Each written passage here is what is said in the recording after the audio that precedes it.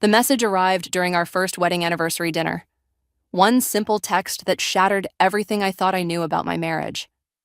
I watched Ethan's face change as he read his phone under the dim lighting of Atlas, Atlanta's most exclusive restaurant, the same restaurant where he had proposed exactly 2 years ago. "I have to go," he said, already standing up. "Emergency board meeting.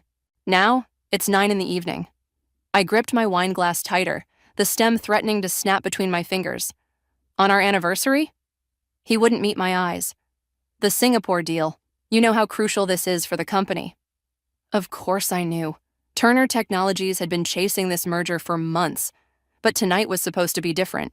Special. "You promised, Ethan. No work tonight. Kylie, please." His voice carried that edge of condescension he used when he thought I was being unreasonable. "We'll celebrate properly next weekend. I'll take you anywhere you want." I watched him adjust his tie, noticed how his fingers trembled slightly. In 15 months of marriage, I'd never seen his hands shake. "At least let me drive you," I offered, reaching for my purse. "No need. Car's already waiting." He dropped a quick kiss on my forehead. "Don't wait up." The maitre d' materialized with Ethan's coat, too quickly for it to have been a spontaneous departure. This had been planned. I sat alone at our table, staring at his half-finished Wagyu steak and the champagne he hadn't touched. The anniversary gift in my purse suddenly felt foolish, a handmade album chronicling our first year together. My phone buzzed. Unknown number. "Your husband isn't at any board meeting. Ask him about Sophia Hayes." I read the message 3 times, each word burning deeper into my mind. Sophia Hayes. The name wasn't entirely unfamiliar. She was Ethan's new business partner, brought in 6 months ago to help with international expansion. "Is everything all right, madam?" The waiter hovered nearby, concern etched on his face. "Yes, I gestured vaguely at the table. "Could you pack this up?" My hands were steady as I gathered my things, signed the check, accepted the carefully packaged leftovers. Outside, the valet brought my car around. I sat behind the wheel, not starting the engine. Another text arrived, this time with an attachment. The photo showed Ethan entering the St. Regis, Sophia Hayes' slim figure preceding him through the revolving doors. The timestamp read 9:17 p.m., 7 minutes ago. I zoomed in on his face. He was smiling. Not the practiced corporate smile he wore at business functions, but the real one, the one I thought belonged to me. My phone rang. Mia's name flashed on the screen. "Hey, how's the anniversary dinner going?" Her voice was bright, excited. "It's not." I surprised myself with how calm I sounded. "Ethan had an emergency board meeting." "What? On your anniversary? That's bull." "He's at the St. Regis." I cut her off. "With Sophia Hayes." Silence stretched between us. Then, "I'm coming over. Don't do anything stupid before I get there." "I'm fine," I said, starting the car. "Really, I just need to think." "Kylie." Mia's voice turned sharp. "Promise me you won't confront him tonight. Not until we figure this out." I watched another couple exit Atlas, laughing, wrapped up in each other. The woman wore red, like me. The man had his arm around her waist, protective, proud. "I promise," I lied, pulling into traffic. "I'm heading home now." I ended the call and typed the St. Regis into my GPS, 15 minutes away. Traffic was light. The second anonymous text arrived as I waited at a red light. "There's more you need to know, much more. When you're ready to hear it, call this number." I saved the contact under truth and pressed harder on the accelerator. The city lights blurred around me as I drove toward the hotel where my husband was betraying everything we'd built together. Some anniversaries mark beginnings, others mark endings. Tonight would be both. The St. Regis lobby gleamed with old money and secrets. I sat in a leather armchair, watching the elevator numbers change, my hands perfectly still in my lap. 3 hours had passed since I'd arrived, and still no sign of Ethan or his emergency board meeting. My phone buzzed. Mia again. "Where are you, really?" she demanded. "Exactly where I shouldn't be." I kept my voice low, watching a couple stumble past, giggling into each other's necks. "But exactly where I need to be." "Get out of there, now. You're just torturing yourself." The elevator dinged. My heart stopped, then started again when an elderly couple emerged. "I can't leave.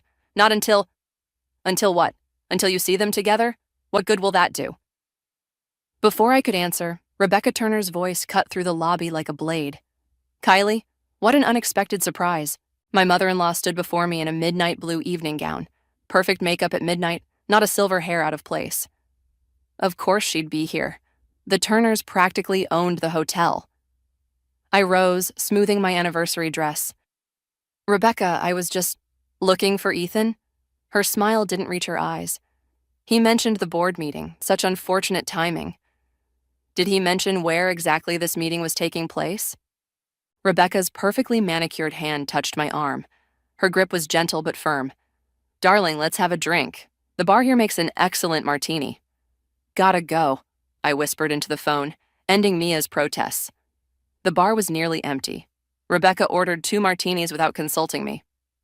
You know, she said, stirring her olive, when Jonathan and I first married, I made similar mistakes. Mistakes? Showing up unannounced, questioning his work commitments.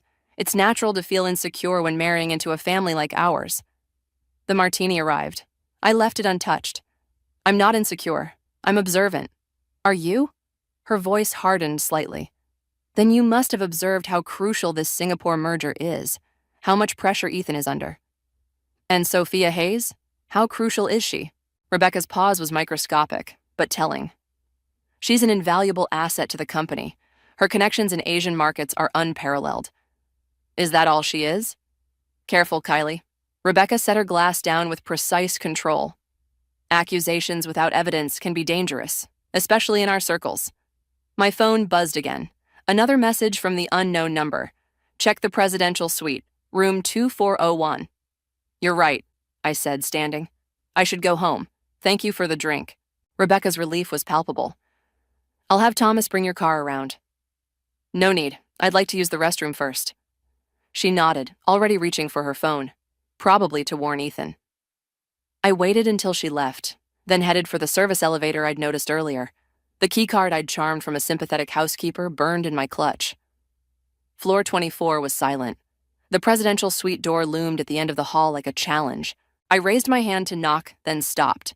What would I actually achieve? Catch them in the act? Create a scene? Become the hysterical wife Rebecca already thought I was? My phone buzzed one final time. Sometimes knowing is worse than suspecting. Are you sure you're ready?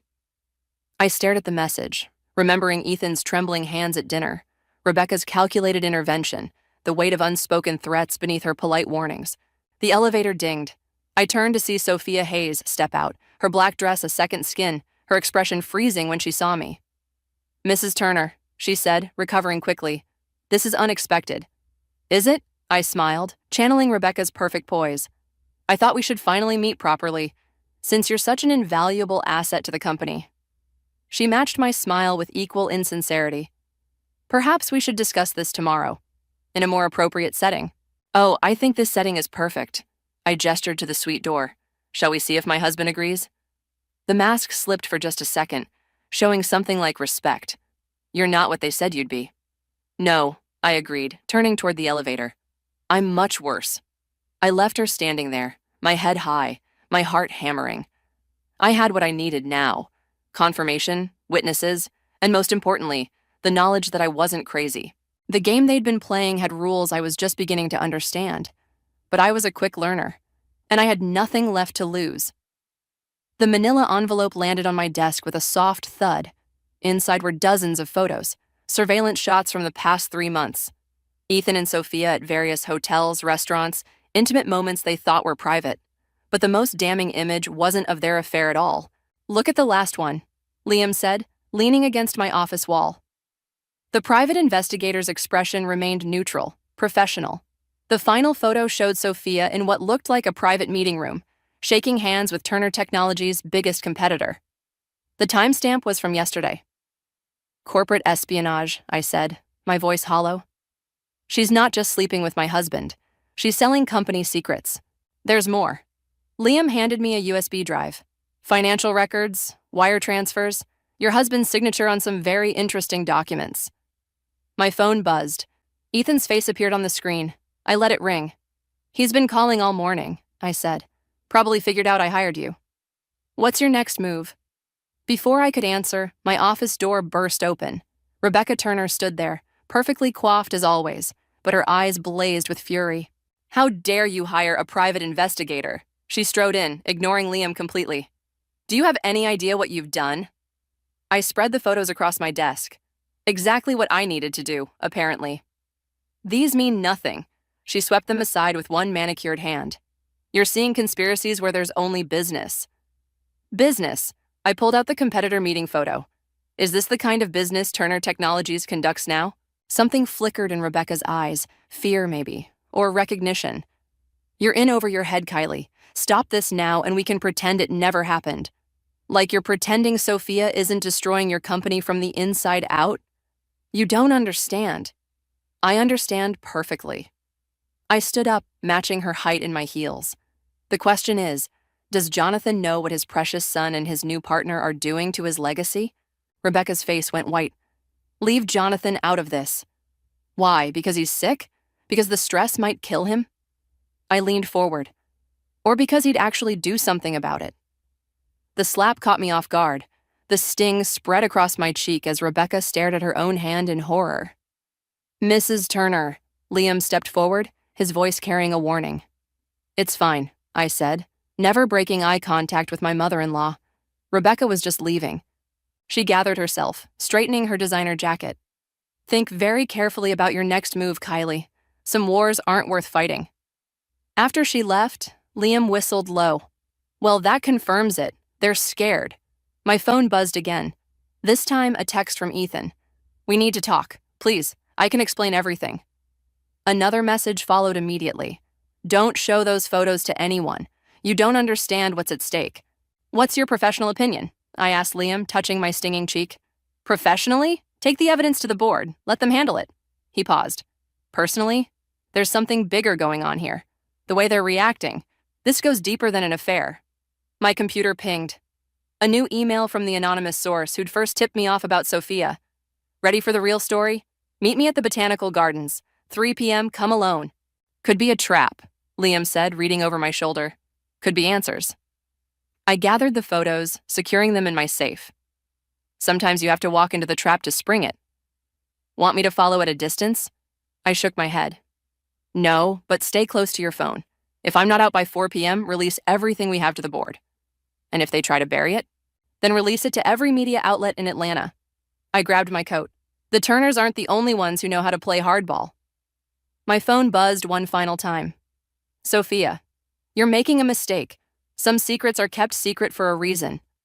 I deleted the message without responding. They were all so concerned about protecting their secrets, their legacy, their precious company. None of them had stopped to consider that maybe I had secrets of my own. Maybe it was time they learned what happened when you underestimated the woman they'd welcomed into their perfect family. After all, the best revenge isn't served cold. It's served exactly when they least expect it. The Botanical Gardens felt too peaceful for the conversation I was about to have. My anonymous source had chosen the orchid room, humid, private, filled with rare blooms that probably cost more than my car. I recognized Jonathan Turner immediately, sitting alone on a marble bench. My father-in-law looked smaller than I remembered, frailer. The company's official story was that he'd stepped down due to health issues. Seeing him now, I wondered if that hadn't been another carefully crafted lie. You're the one who sent the photos, I said, remaining standing. He nodded, not looking at me. Sophia Hayes isn't just destroying my company. She's destroying my son. And you let her? Sit down, Kylie, please. His hands trembled slightly as he patted the space beside him. There are things you need to understand. I sat, keeping distance between us. Through the glass walls, I could see Liam's car in the parking lot, despite my instructions. Some people just couldn't follow orders. Turner Technologies is being investigated by the SEC, Jonathan said quietly. Fraud, money laundering, things that could send people to prison. Sophia's doing? If only it were that simple. He pulled out a folder, aged and worn. This goes back years. Before Sophia, before Ethan took over. My signature is on everything. The implications hit me like a physical blow. You're protecting him, letting Sophia take the fall. I'm dying, Kylie. Cancer. 6 months, maybe less. His voice remained steady, matter of fact. My last act will be taking responsibility for everything. The company will survive. Ethan will be clear of suspicion. And Sophia? Does she know she's your scapegoat? A slight smile crossed his face. She thinks she's outsmarting us all. Playing Ethan, orchestrating a takeover. She has no idea she's exactly where we need her to be. My phone buzzed. A text from Ethan. "Where are you? We need to talk. Now."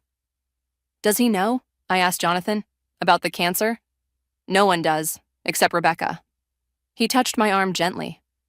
"And now you." "Why tell me?" "Because you have a choice to make." He handed me the folder. "These documents prove everything. What you do with them will determine the future of this family." Another text from Ethan. "Dad's missing, Mom's worried, call me back." "You're asking me to help destroy an innocent woman to save your guilty son. I'm asking you to understand that justice isn't always clean." Jonathan stood slowly, his movements careful. Sometimes protecting the people we love means becoming someone we never thought we'd be. My phone rang. Mia this time. I silenced it. What if I go public with everything? The affair, the fraud, all of it. Then Turner Technologies falls. Thousands lose their jobs. The family name becomes worthless. He started walking away, then paused. And Ethan goes to prison anyway. The evidence against him is overwhelming. You planned this whole thing, I realized. Meeting Sophia, bringing her into the company. You needed someone to take the fall. He didn't deny it. The question isn't what I did, Kylie. It's what you'll do now. After he left, I sat alone among the orchids, holding a folder that could destroy everything. My phone kept buzzing. Ethan, Mia, Rebecca, even Liam now. A final text came through from Sophia. "Whatever Jonathan told you is a lie. Meet me. I can prove it." I opened the folder, reading documents that showed years of systematic fraud. Jonathan's signature everywhere, protecting Ethan like he always had, like any father would. But there, in the margins of one document, was a detail Jonathan hadn't mentioned. A single name that changed everything. Mark Turner, my father. His signature, right next to Jonathan's, on documents dated years before I'd even met Ethan. The orchids suddenly felt suffocating, their perfect beauty a mockery. I pulled out my phone, scrolling through my contacts until I found the number I needed. "Liam, I need you to look into something else. My father's connection to Turner Technologies." I paused, watching a rare black orchid sway in the artificial breeze. "And clear your schedule. This just got a lot more complicated." Sometimes the real betrayal isn't the one you're looking for. It's the one that's been there all along, hiding in plain sight, waiting for the perfect moment to bloom. The lock on my office door had been changed, my keycard deactivated. Even my company email returned error messages. "Mrs. Turner's security clearance has been revoked," the guard explained, not meeting my eyes. "Direct orders from Mr. Turner." I stood in the lobby of Turner Technologies, watching employees hurry past, their gazes carefully averted. Just yesterday, I'd been one of them. Now I was a stranger in my own workplace. My phone buzzed. Another email from a client canceling their contract, the third one today. Someone had been busy spreading rumors about my mental instability and unprofessional conduct. "Need a ride?" Liam appeared beside me, casual as if he'd been there all along. "I need more than that." I handed him my phone, opened to the latest message from my father. "He's not returning my calls. Mom says he's dealing with some business matters." Liam scanned the message. "Your father's bank records came in. Regular deposits from an offshore account starting 15 years ago. Same account that's linked to the Turner Technologies fraud." The marble floor seemed to tilt beneath my feet. He was part of it from the beginning. "There's more." Liam hesitated. "Your marriage to Ethan? The chance meeting at that charity gala? It was arranged. Your father orchestrated the whole thing." A laugh bubbled up, harsh, unfamiliar. "So I'm what? The sacrificial lamb? Insurance against investigation? Your leverage." Sophia's voice cut through the lobby. She stood by the elevators, perfectly poised in designer white, though not the kind they intended. Security moved toward her, but she held up a hand. "It's fine. Mrs. Turner and I are just having a friendly chat." "Nothing about this is friendly," I said, but followed her to a quiet corner. Liam kept his distance, watching. "They're going to pin everything on me," Sophia said quietly. "The fraud, the takeover attempt, all of it, unless we stop them." "Why should I believe you?" "Because unlike everyone else in your life, I have no reason to lie." She pulled out her phone, showed me an email chain. "Your father arranged your marriage because the Turners were threatening to expose him. You were his protection. Now you're their insurance." My hands clenched. "And Ethan? Was he part of this plan? Ethan?" She smiled sadly. "Ethan's just like you. Another pawn in their game. though he figured it out sooner. The elevator dinged. Ethan stepped out, freezing when he saw us. The bruise-like circles under his eyes matched mine. Kylie. He started forward, then stopped as Liam moved closer. Please, just let me explain. Explain what? My voice carried across the lobby. How our entire marriage was a business transaction? How you slept with Sophia to, rebel against Daddy's plans? I loved you, he said quietly. That part was real. Nothing about this is real. I turned to leave, but Sophia caught my arm. The company gala is tomorrow night, she whispered. Jonathan plans to announce his retirement, name Ethan as CEO, and subtly implicate me in everything. Once that happens, it's over. For all of us. My phone buzzed again. A message from Rebecca. We need to talk. About your father. About everything. Why are you telling me this? I asked Sophia. Because I'm tired of being a pawn too. She released my arm. The question is, are you ready to be a queen instead? I looked at Ethan, still standing frozen by the elevators. At Liam, watching everything with calculated interest. At the employees pretending not to stare, wondering which side of history they should choose. The gala, I said finally. What exactly are you proposing?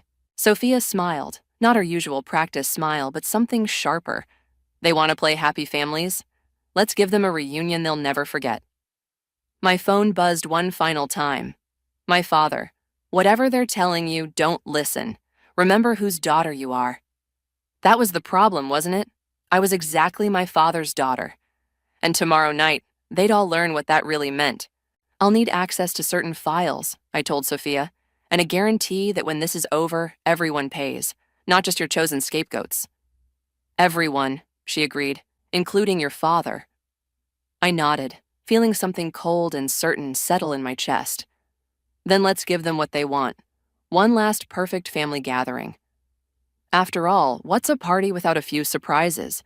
The gala invitation felt heavy in my hands, embossed letters catching the light.